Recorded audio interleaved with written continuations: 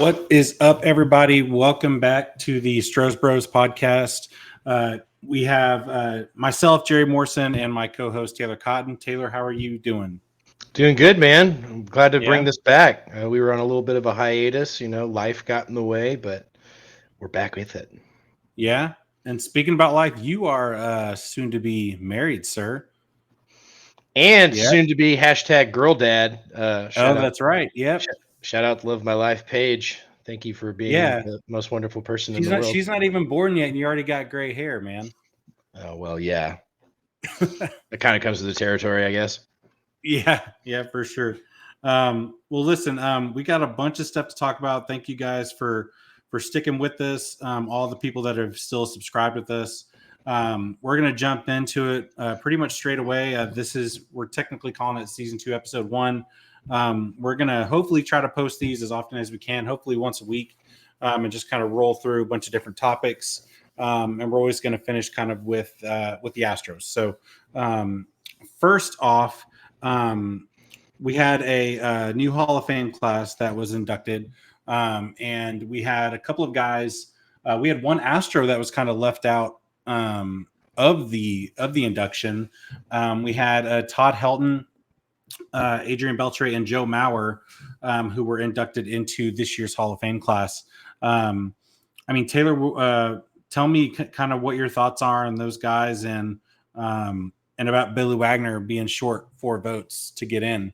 Yeah, I feel bad for him. You forgot Jim Leland too. He got voted in as a manager, but yeah, Baseball Hall of Fame, I have a real big issue with. A lot of those guys that have votes, they're like dudes that didn't even get invited onto club baseball in middle school, and they cast a vote, and you can't explain to me why you would vote for him last year and then would leave him off your vote this year. I mean, stats wise, he deserves to be in. No disrespect to Mauer or Helton. I mean, Helton had a benefit. A lot of his numbers look really good because he played in Colorado. True. You look at Billy. I mean, Billy did it, in the National League and with the Astros, and he just the only one that I didn't have a problem with was Adrian Beltre. That was a no-brainer for me. Well, I mean, with 3,000 hits, it's almost like an automatic give, right?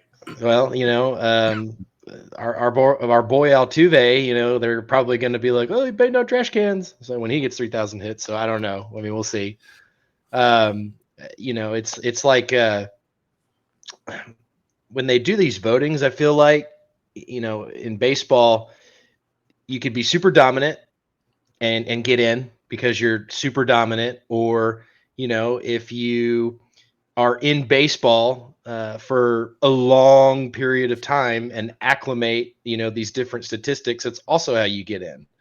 But Billy kind of did both. I mean, he wasn't necessarily dominant until like his, late 20s, early 30s, traditionally, like when people start to kind of slow down a little bit, right? He just seemed to get better. I mean, he had lights out stuff. I mean, if you were just to, look at him on a per year basis versus like a, long-term career, I mean, he smokes like your Mariano Rivera. I mean, it's crazy. And I'm not just saying that and pulling it out of my butt. Like, I mean, if you look at, Mariano Rivera has the benefit of, a very long career on the Yankees, who were at that time, not now, but at that time were a very dominant franchise, and he, for prolonged period of years, acclimated a lot of statistics, and he was unhittable. But so was Billy Wagner. I mean, Billy Wagner was Phil E. Yeah. So just pulling up a little bit of Billy's stats. So he finished his career ERA through 16 seasons. 2.31 ERA. This is kind of where it gets ridiculous. 903 career innings. 1,196 strikeouts as a closer.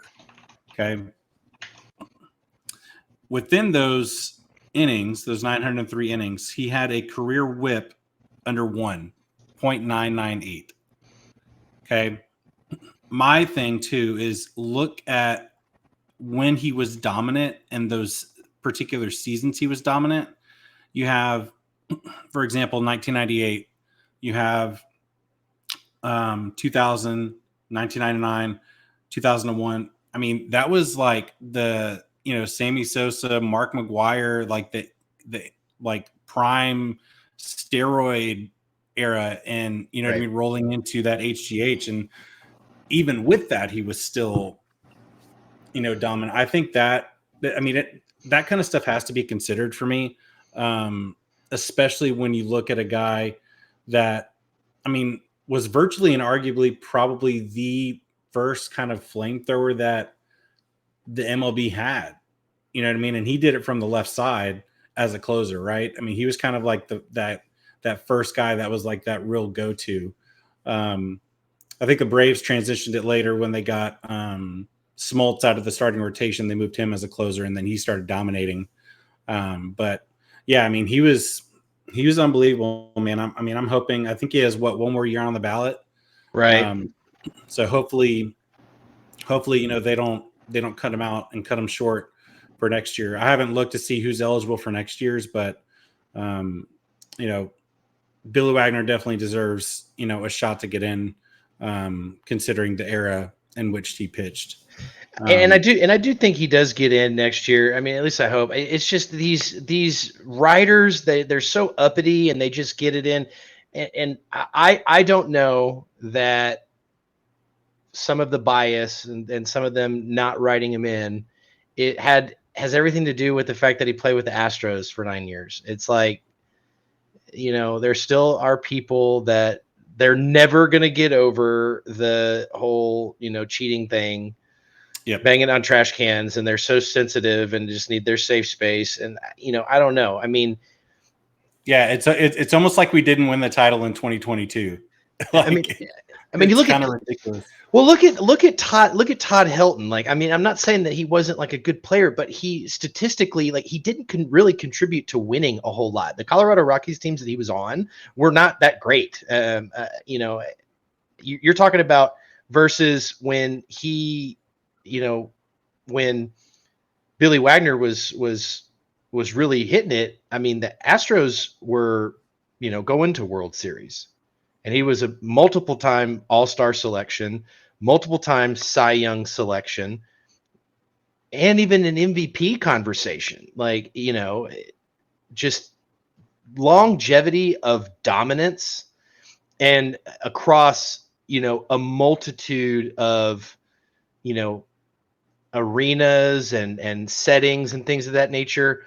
It's kind of like the same thing with Beltre. I mean, like, Beltre was automatic. It didn't matter if he was in Arlington, or if he was in Los Angeles. Dude would mash. And Mauer, I was kind of surprised about Mauer, especially getting in, because no, don't get me wrong. His career was so short-lived, man. So short. Good. His injuries like just robbed him. And I just was kind of surprised by that, because like his floor was bad.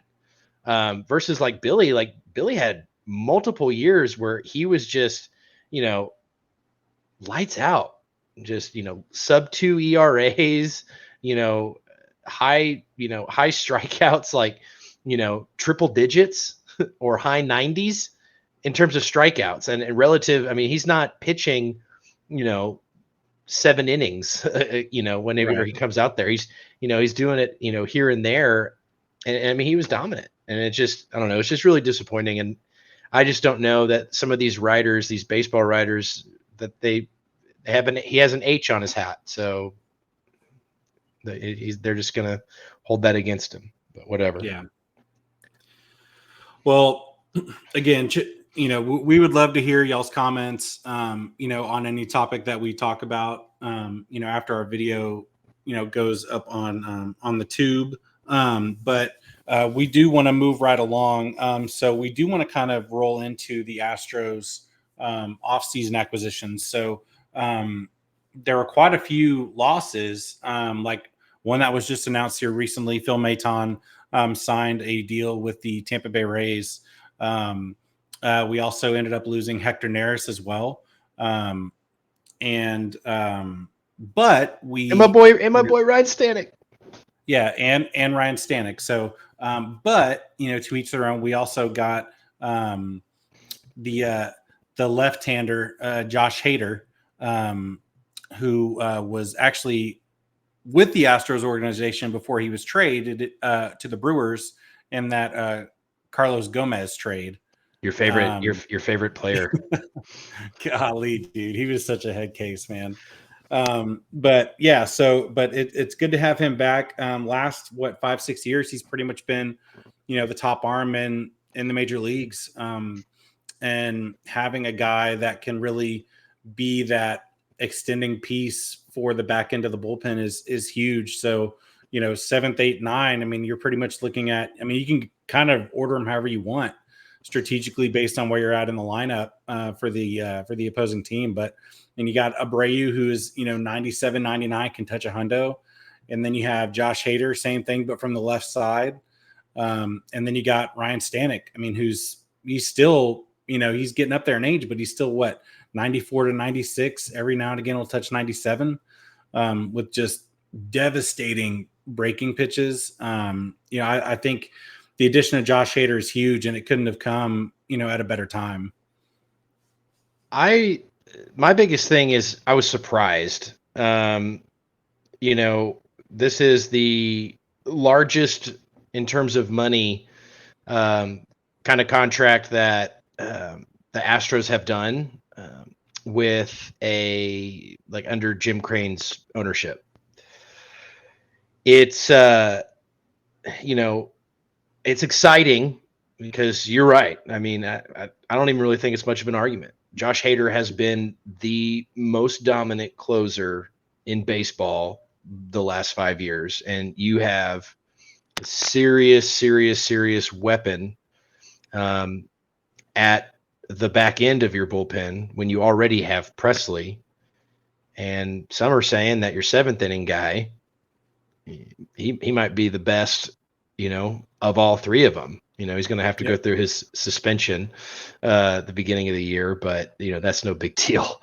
But the surprise can equally come to disappointment. I mean, and I say that with, Jim Crane, anybody that called him cheap over these last couple months owes him an apology, because he definitely stretched the budget to get somebody on your team that can help you, and we strengthened to strength.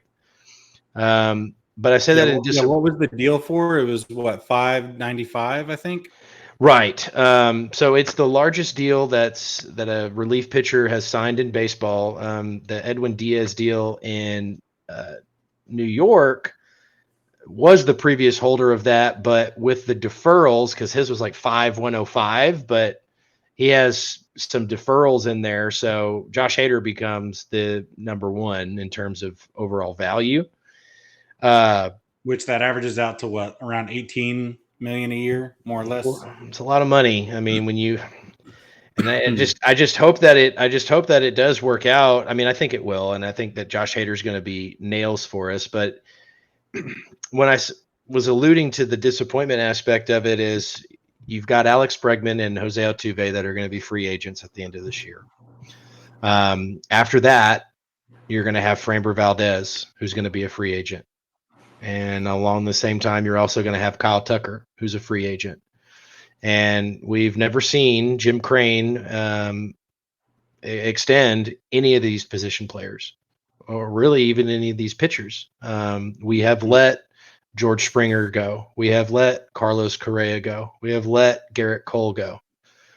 And it just comes a time when we clearly seem to want to extend and lengthen the contention window via our bullpen, because we pay our bullpen, with Josh Hader, we paid him, and then our other guy who got that 3-year deal, can't think of his name, but he's awful. but we haven't done it for position players, and we just have to make sure, that we enjoy this ride while it's going on, because it may not last after, a couple years. Yeah. I mean, so if you were, I mean, hypothetically, let's put you in, I mean, granted, like, let's say you were the GM, right? Like, you were head of, getting the player personnel stuff handled. Sure. Where do you feel like, with what's coming up with contracts expiring, who would you be targeting at this point? Or is there anyone on that list of people that you name that you go that they'd be your number one extension? Well, one player you could take out, and that's Jose Altuve. Jose Altuve is not going anywhere. That, like, if you want to put a percentage on it, it's 99%. He ain't going anywhere. If you want to leave a 1%, it might even be higher than that. It might even be 99.5. So I'm excluding Jose Altuve from this, because Jose Altuve in another jersey, it's like the Matrix. It just doesn't make sense. Mine would be Kyle Tucker, because I think Kyle Tucker is going to win an MVP, if not for us, for somebody else in the future. That would be the one who I, wouldn't want to lose.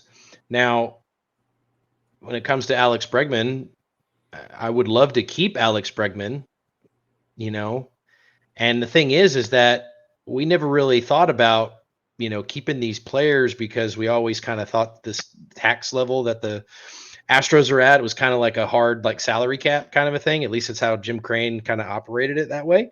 But I mean, he's past it. He's blown past it. And you're going to have money coming off your books in the future, and there's different things. But if I can only keep one, it would be Kyle Tucker.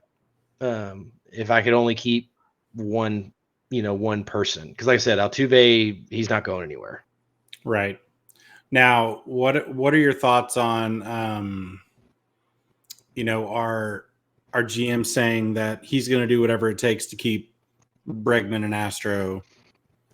I mean, do you think in order to make that happen, there would be some sort of conversation to Altuve for a potential pay cut? I don't know if it's like a necessarily like a pay cut situation. I think that Jose Altuve and Alex Bregman's contracts are, exclusive. They're separate from one another. The reason I say that is because nobody really knows what Alex Bregman's looking for. I mean, his age, his production, and things of that nature. He's got two comparables. He's got Anthony Rendon, his contract, but yeah, but that's not even the worst. The one that he's going to be looking at is what Manny Machado signed in San Diego, which was a dumb contract for them to give anyway. I mean, it's 10 years, $300 million. So, yeah, but at the same time, Machado has been healthier, right? Bregman is not worth. I mean, granted, I love the dude, right? He's an LSU Tiger. I'm going to love him till the day he dies, but I'm not sold on him being a $30 million player. I'm not really even sold on him being a 6-year, $100 million, which is what, 18 and a half, I think, is what that averages out to. I don't even think he's that. I mean, maybe like with his injury history, I'd probably go, I don't know, 13 and a half, maybe. And given his remaining years of prime baseball left, I'd probably front load that contract just to entice him a little bit more to stay. But I mean, I wouldn't really go any higher than that, to try to keep him. Thing is, Manny Machado got that contract. A lot of it was for stuff he had done previously. The last 3 years, he hasn't been the same kind of player that he was. I would agree with you that, like, peak prime of their careers, fully healthy, no injuries, you would take Manny Machado over Alex Bregman 9 out of 10 times. But in terms of production, like, and the winning, Alex Bregman is infinitely more valuable than Manny Machado has been over the last, go over the last 8 years. And he did do you a solid, like on that first contract. He signed similar to like what Jordan did, where they bought out arbitration years and things of that nature. But, with the way that, the collective bargaining agreement is and all that good stuff, like players are going to get paid and they want to get paid and they deserve to get paid. And, it kind of works like similar to, I'll use the reference, like I'm a Dallas Cowboys fan. Okay. And, I go through it with Dak Prescott.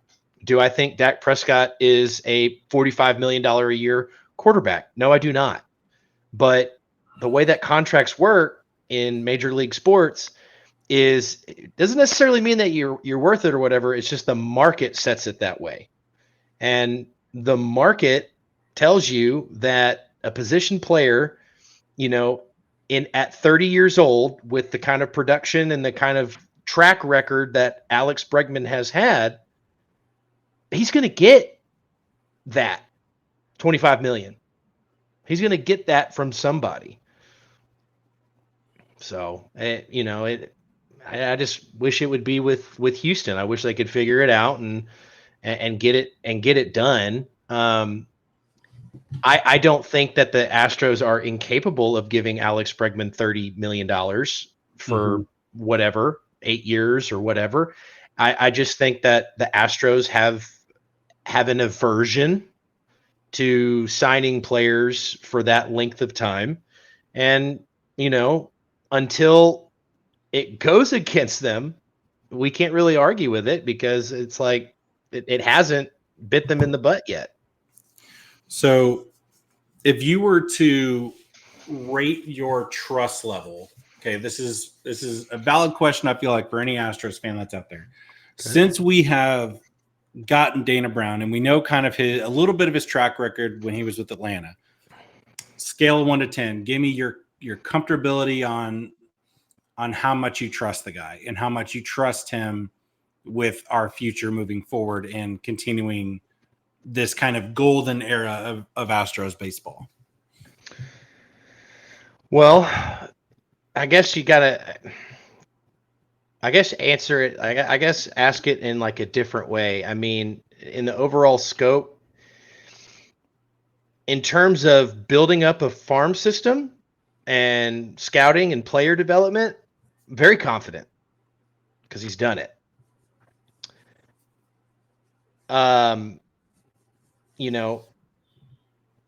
Unless you tank it and build your team that way, like what we did when we were losing 100 games, and building up the farm system. Now you're at the point where you have to make trades and you have to make, signings, because your farm system is not there yet, in order to stay competitive. And in that aspect, I'm not as confident. However, that is not all on Dana Brown. I think a lot of that is on the owner as well, giving the GM the ability to extend the budget to where it needs to be in order to be competitive. The Josh Hader signing threw me for a loop and completely surprised me. That came out of left field. That is the kind of move that we've never seen the Astros make for this kind of player. We've seen them only make these kind of moves in like trade acquisitions that we got really fortunate on.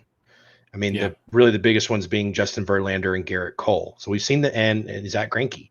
We've seen them do that via trades, but we've not seen them do that in free agency, like in terms of signings, bringing talent in. I mean, you look at what the Rangers did. The Rangers did it like the complete opposite. They spent all the money in the world to build their team, and they won a World Series from it. The Astros, did it differently. We built up our farm system, and then through crafty trades and player development, we turned ourselves into that juggernaut. But we're starting to come to the end of that. So which way works better, it remains to be seen. So I am confident in Dana Brown being able to build up our system and make us stronger that way.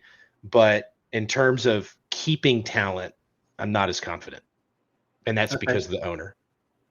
Now, it's actually kind of a really good segue into kind of our next topic. And that's really so we're going to start previewing kind of each division. And we're going to start off, with the AL West. Why not? Really, I mean, it's our division, right? Yeah, might as well.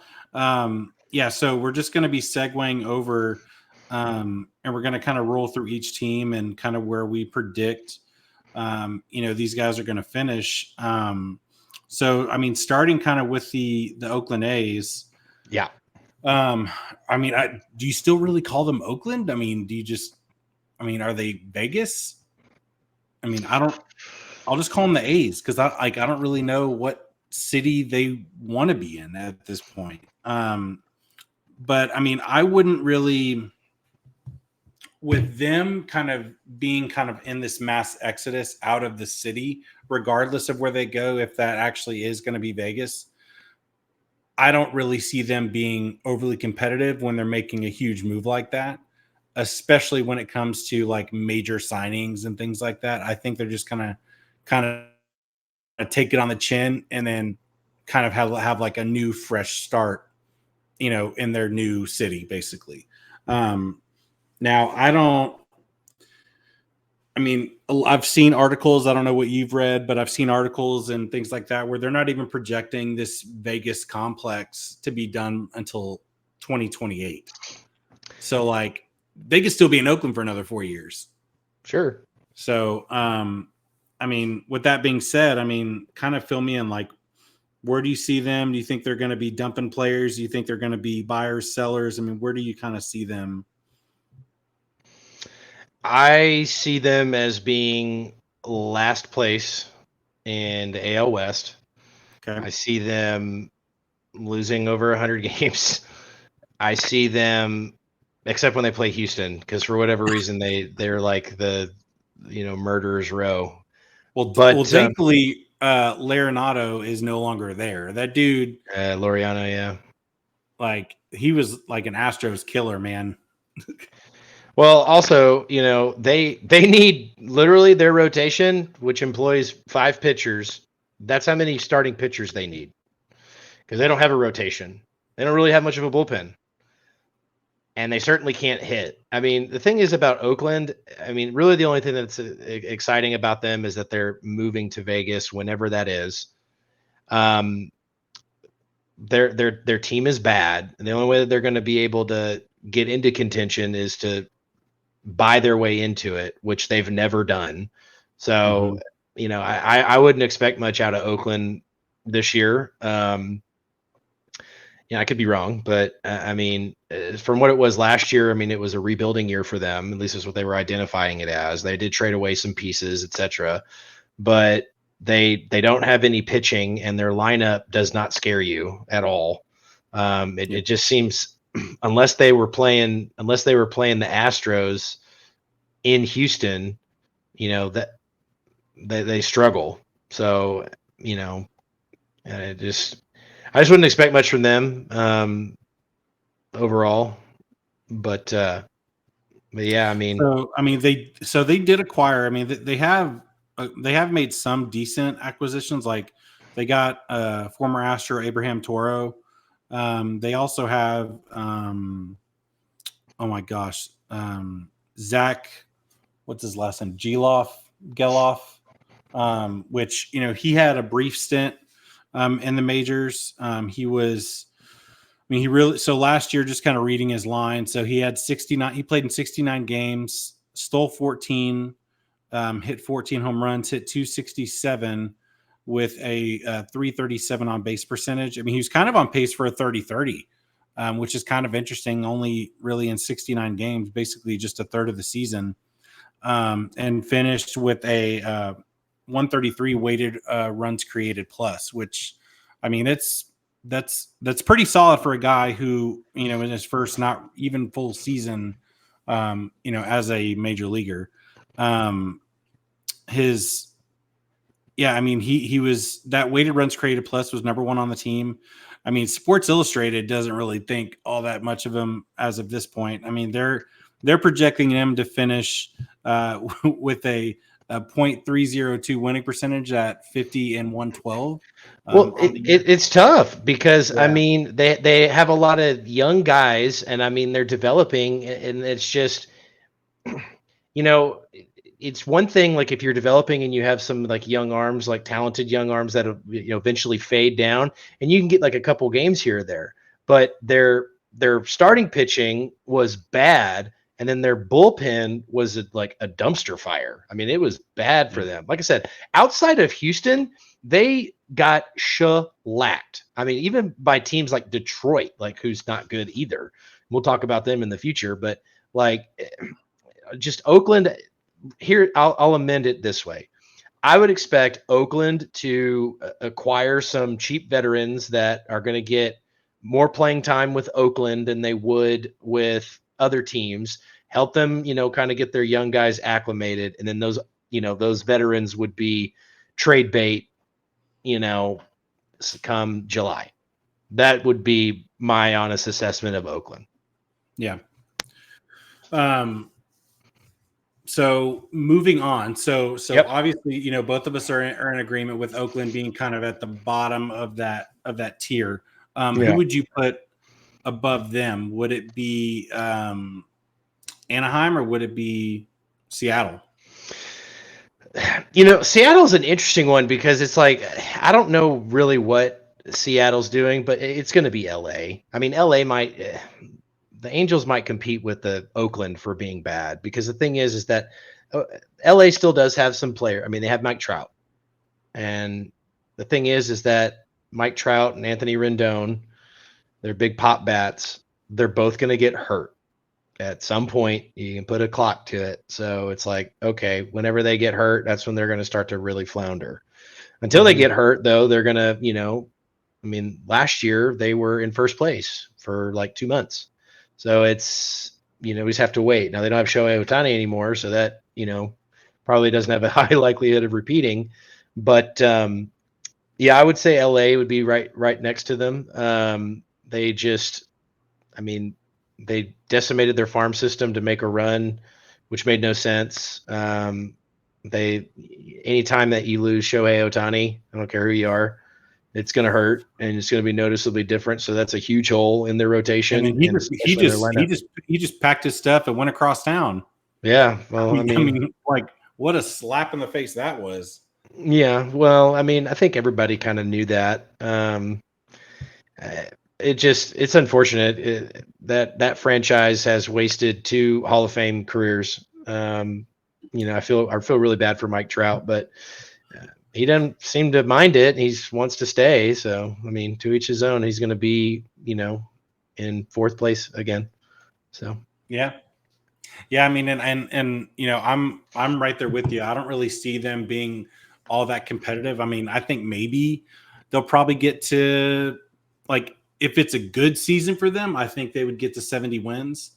I think that would be a win for them, given the fact that they've wasted. I don't even remember Rendon. I think Rendon's deal was like, it was like 8 for 260 or like it was something ridiculous. And the dude has played maybe like, I don't know, 140 games since he signed that deal. I mean, he's just not been, the feared Anthony Rendon, that he was when he left Washington. And that's why you're probably going to lose Alex Bregman, because that's what Alex Bregman wants. And we don't give those kind of contracts out to position players because they turn into Anthony Rendon.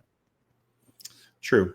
Now, I think also too, so like going from there, I think this next pick is going to be a little tough. Because I don't really, and you and I have had this conversation before. What the Rangers did, congratulations to them, right? They won it.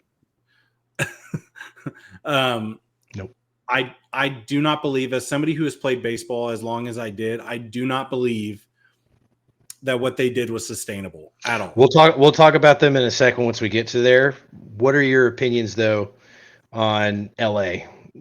You agree that they'll be fourth, and you don't really see anything out of them that Yeah. surprises you. So I mentioned it earlier. I mean, I think like at best, if they have like a good year for them, is going to be about 70 wins. I don't think that they get there. I think they're going to be probably mid 60s. Like I think they'll probably be like, I don't know, 65 and 97, like somewhere right in there. I think they'll be just short of 100 losses on the year.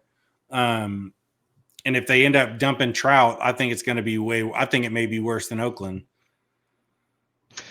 I just find it hard to believe that there's a team out there that's going to take on that contract, even for Mike Trout. They owe him a lot of money for several more years. I mean, but look at the way the Mets structured their deals with Scherzer and Verlander. I mean, it's possible, you know. And he's a Philly guy. You know, it'd be kind of cool to see him and Harper playing on the same team in Philadelphia. I think it'd be pretty cool. Yeah, but like, I mean, I think like from there, again, like back to what I was saying with Texas, I don't think what they did was sustainable. I don't honestly with the Mariners getting Polanco. Yeah. I may think that the Mariners may finish ahead of the Rangers. I mean, they can pitch. They still can't hit. Outside of Rodriguez.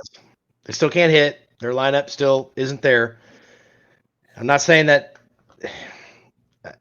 I think you need to be able to score runs in the AL West. You need to be able to pitch too, but you really need to be able to score runs. Because when we talk about the Rangers next, because that's who I think is going to be second, you got to be able to score, because that lineup can score. Even if, you know, and even if, you know, we'll talk about it, like even if there's changes that we think are going to happen for them, they still got to be able to score. Seattle still can't score runs. So as long as that stays the way that it is, I think that they're firmly in third place. Now, if it was based on like pitching, they're far and away number one. Their pitching is disgusting. So if they have a lead, yeah, you're not really beating them. But, you know, as it stands right now, their lineup doesn't scare me as much. They still haven't done enough, I think, to really like make you, you know, think that they can compete with Texas and Houston. So you don't think that they would give like even just the Rangers a run for their money? Based on, I just think that Texas's offense is so good, which really when pitching is at its peak, like overpowering, is in October. Yeah. Summertime. I mean, summertime, you know, I mean, it worked out in Texas's favor. Their offense was hellacious in the summer, which is why they had that lead for so long. They were just blowing the barn doors off of teams like week after week after week. And then it flipped. You know, then their pitching was exceptional in the postseason. And then their offense was good, but it was nowhere near what it was at the beginning of the year in the summertime. Seattle, you know, their offense it kind of stayed here the whole time. It stayed, you know, middle lower tier of the league. And, you know, in order to get to the dance, you gotta win ball games. And so that's why I think that they haven't done enough on the offensive side of the ball to where, you know, I think they're just going to end up falling behind Houston and Texas because of that. So again, being kind of devil's advocate here, if you were Seattle, would you be buying or would you be selling when it comes to the trade deadline this year? Oh, for sure buying. I was kind of surprised that they sold off any pieces. They traded their, what was that pitcher's name that they traded? So you got Castillo, George Kirby, Logan Gilbert, Bryce Miller. It was the guy that they had got from so Come on, Robbie Toronto. Ray. Yeah, Robbie Ray. Yeah. Yeah. Cy Young winner Robbie Ray they traded, which was kind of interesting. I mean, they traded from a strength for sure. They got Jorge Polanco as well, which is good. It's just, if I was them, yes, they still have the farm system to go get anybody they want, so long as somebody's available. We'll see. I mean, if I was them, I would, talk to the Brewers about Adames, at shortstop. Maybe that's something that could entice them. But, I was also kind of surprised that they didn't go after Ohtani. It didn't seem like they were really that much in on Ohtani as I thought they were going to be, because Seattle also has the budget that they could have afforded that. So Seattle, until they make those moves, I'm keeping them in third place. Now, if they make those moves and improve their offense, yeah, I mean, Seattle would scare me, but at least as of today, they haven't done that. Yeah, I mean, I think if, like, hypothetically, if they were to get in, I think where they are most dangerous is in those short series, those 3 to 5 game series, where they can go, Kirby, Gilbert, and Castillo, because they have 3 legitimate I mean, Gilbert and Kirby can be legitimate number 1 or number 2s on any major league rotation. Agreed. Period. And I will challenge anyone. I mean, if you watch them, the stuff is there, and their stuff plays. Absolutely. Now, on the terms of pitching, okay, here's kind of where where I was thinking they could compete potentially with Texas, because I am not sold and I am not confident. I mean, Scherzer will not be back until after the All-Star break. Okay. And DeGrom, as talented as the dude is, man, he is made of glass. I'm not confident that they're going to have those 2 guys for a full year.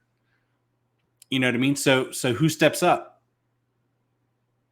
Right now, if you were looking at their rotation, like what they're going to start the season with, you're looking at Eovaldi, Heaney, Dunning, Gray, and Molly. That doesn't scare you. Right. Now, Eovaldi had a great year last year. I've also seen Eovaldi not be that great. Yep. So, and you alluded to it earlier. You were talking about, like, they got super hot. I'm not going to wish them congratulations, because there's a lot of salty Rangers fans that I'm over it. I can't stand your team. Even though I live up here, I will not cheer for them. I can't stand them. They got little brother syndrome. Anyway, I digress. They had, some kooky stuff happen for them. Offensively, they had a rookie catcher, a rookie third baseman play out of this world. They had a rookie left fielder who was crazy hot. Let me tell you, the sophomore slump is real. We witnessed it firsthand with Jeremy Pena. Jeremy Pena was the second coming of, Ty Cobb or whatever, insert Hall of Famer here. The dude batted .450 in the playoffs. And then, here it is, February of 2024. And the last time Jeremy Pena hit a home run was in July of 2023. So, what do I think? I mean, do I think that the fall off would be that great, that big for those 3 players? No. But do I think that they can play at the same level they played at their rookie years? Absolutely not. I think it's going to be somewhere in the middle. Corey Seager, he can be Jekyll and Hyde. His first year in Texas was not good by any stretch of the imagination. He got hurt. I wouldn't classify Corey Seager as somebody who's fragile or anything like that. But I mean, you honestly expect somebody to bat 400? No. And then, in terms of age, and things of that nature, age does catch up to players. And Marcus Semien is not a spring chicken. That dude's like, what, 34 years old? Do I think that Corey Seager and Marcus Semien are MVP players? Yes. Do I think that they can play at an MVP level again next year? It's possible. But they had a lot of things go right and players play over their heads in ways that they have not done, at other points in their career. That all happened last year. As far as pitching is concerned, yes, Uvalde was great. But their best pitcher in the playoffs last year was Jordan Montgomery, who is a free agent. He is not on that roster.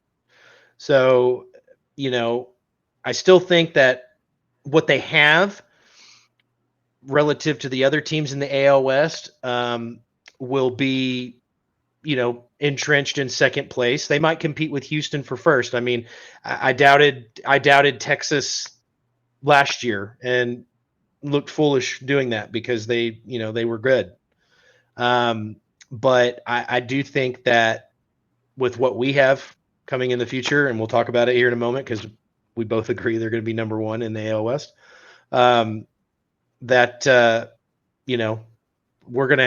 going to be a different story this year, I think, in terms of what happens. I don't think your, Arlington Rangers are going to be repeat World Series champs. Yeah. I agree. I mean, I think, sustainability is very, very difficult. I mean, the Astros making it to 6 straight ALCSs and going to 4 World Series over the past 6 years is not, a fluke by any stretch of the imagination. I just don't, or excuse me, what is it? 3 World Series over the last 6, but I don't think the Rangers have the tools to do something like that. I think that's kind of where it kind of pushes my buttons a little bit, that these Rangers fans are like, oh man, look, now the Astros have had their chance. Now it's our turn. Now we're going to go on this run. I don't think the Rangers are built that way. I mean, in a perfect example, look how much money they've spent. They have $500 million in 2 guys. Like, I'm sorry, but look at the Yankees. Where have the Yankees been spending the money? Where have the Dodgers been spending the money? I mean, even with them getting Shohei and deferring all this money to the back end of his career, cool. Kudos to them. Does that necessarily mean that they're going to win? No. I mean, in the grand scheme of things, we're talking about a game of failure. And the Rangers winning the World Series just happened to fail the least at the right time. We literally could not score runs in the city of Houston. In Minute Maid Park, we could not score runs. If that had been a minutia different, if we could have just scored 1 or 2 runs in Houston, some way, somehow, we would never be talking about this Rangers run. It would have never started. We were so inept at Minute Maid Park, and we still took them to 7 games. Yep, I agree. Yep, and that was with Diaz not even playing, who is by far the better hitter than Maldonado, and some questionable managerial decisions by Dusty. Now, don't get me wrong. I know the players love Dusty. I personally love Dusty as a manager. He got us a World Series. I can't really say anything negative about the dude. But I mean, as a fan, I will be critical of his managerial decisions, as any fan would. And I assume we're done. We're done talking about the Arlington Rangers, right? Yes. Okay, yes. thank God. I'm over them. Done. I can't wait for this year to start because I want to spank Oklahoma them. Rangers are done on our. I want to spank them so bad every single game. Paige, if you're watching this, I'm sorry. I'll try to be not as salty as I was last year, but I don't like. Dude, you have to convert her. I was able to convert my wife, so you got to be able to convert her. Good luck. But yeah, I mean, so with with transitioning over to our hometown team, I mean, I just don't. I don't think anyone is still really built like we are. I mean, and that's even, dude, with an okay farm system. Like our farm system is like nowhere near where it should be, and we're still continuing to go as far as we possibly can and almost get to consistent World Series every single year. Yeah. I do love that, we have people come up like Hunter Brown. And I mean, even Kyle Tucker, when our farm system was not necessarily looked at, or Jerry Pena, another example, it was not necessarily looked at as like, it's not really that great. And then we continue to churn out like good quality players.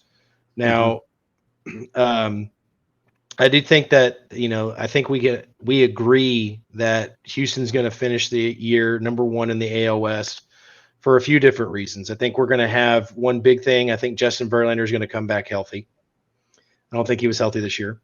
I think he's going to come back healthy, something that he's comfortable with, comfortable in situation. So I think he'll be better. I hope Framber Valdez figures out his mental stuff. And can rediscover that sinker. I think he'll be good. I don't think Kyle Tucker is a .067 hitter like he was in the postseason. I think Bregman, this is probably one of the first off seasons in a long time that since he's ever come, that he's come to the regular season healthy. With him, he's always had, like, whether it be a shoulder or a foot or a knee or a back or neck or whatever, he's always had some kind of thing. And he's talked about it. He's like, this is like the first off season that I've had that he's healthy, and he's going to get paid this summer. So, this winter. So it's like, I think we're going to see, closer to that MVP top 3 finisher in 2018, Alex Bregman. So that excites me. You got Diaz, who should have started. Like, I shed no tears that Dusty's gone. I'm glad he's gone. I'm tired of the lineup decisions and sticking with the older players. Love Maldonado, respect Maldonado for what he did with us when he was here. But, Diaz should have been playing. Should have been playing, and he wasn't. Chaz should have been playing. So I think that, we're going to have some guys get more opportunities and more at bats they should have received that they did not. I also think Espada is not going to be afraid to, rattle some cages. And it's like, hey, so-and-so, you're not, we need to put somebody who's actually producing and, higher spots in the lineup. Even AJ Hinch was guilty of that. It was like we just kept throwing the same lineups out there every day, regardless of what, what the player was performing, like, just wouldn't shake things up. So I think Espada, since he's been there, and I think he has the, camaraderie with the players, because he's been the bench coach with AJ Hinch and Dusty Baker. So I think he has the relationships that, if he needs to move Altuve out of a leadoff spot, he can do that. Yeah. So. Yeah. I mean, I agree. I think it's going to be a big year for Tucker. I think we're going to see kind of a different side of Bregman, because this is a contract year for Bregman. Right.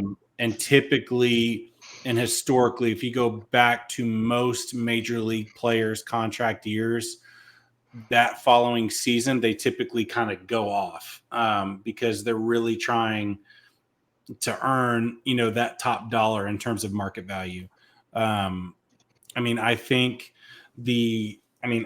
obviously I think, the Astros have strengths just in that lineup, man. I don't see, like, yeah, you can have, superb pitching staffs and things like that, but history tends to show with the Astros, the more looks we get at these guys, we are very, very good analytically, and we are very, very good at making those adjustments in that lineup from a bat to a bat. And I think in this case, experience is gonna be tremendous. Who are for you us. most excited? Who are you most excited for? Like this coming year? I think, man, it's probably going to be between three guys. I'm really eager to see how Pena responds to Yeah, last year.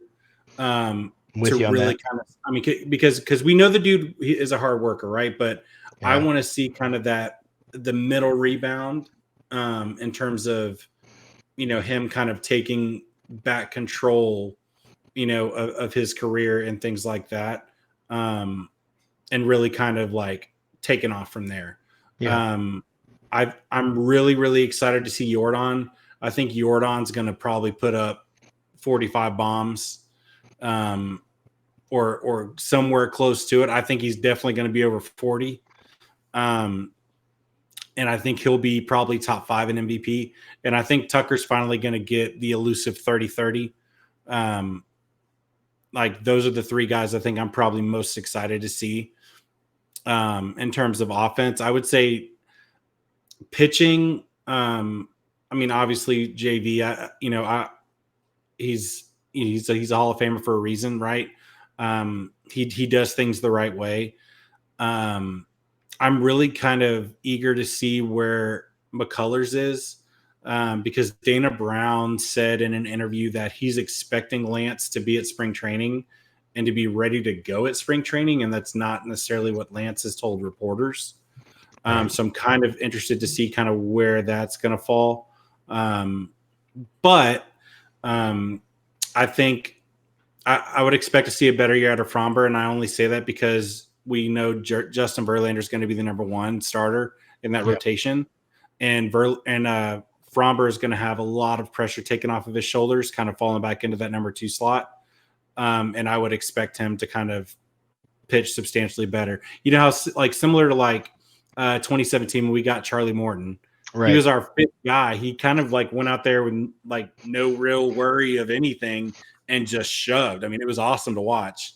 And I would kind of expect that.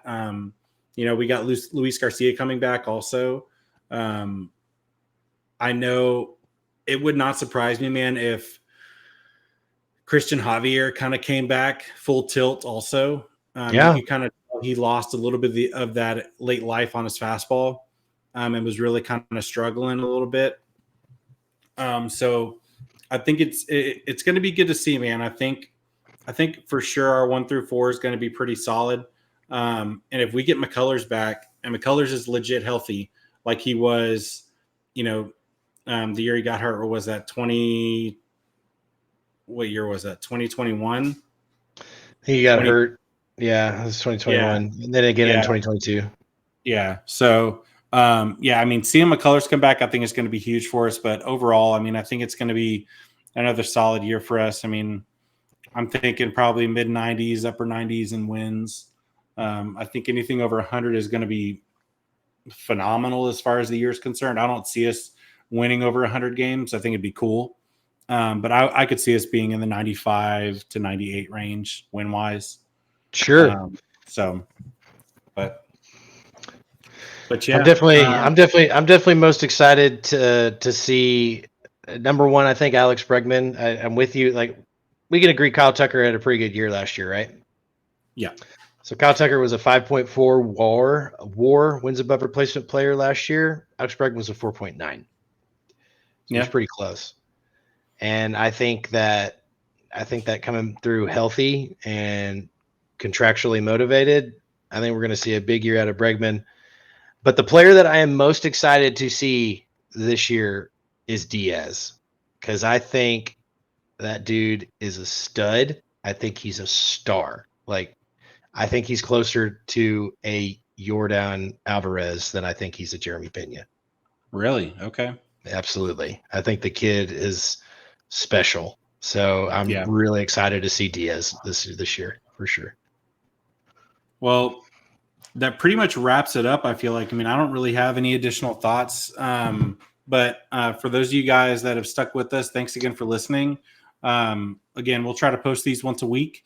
And you heard it here first. Our prediction, Astros winning the AL West again this year, and some pretty solid seasons from our guys. But we will see you guys on the next episode, and we'll see you guys then.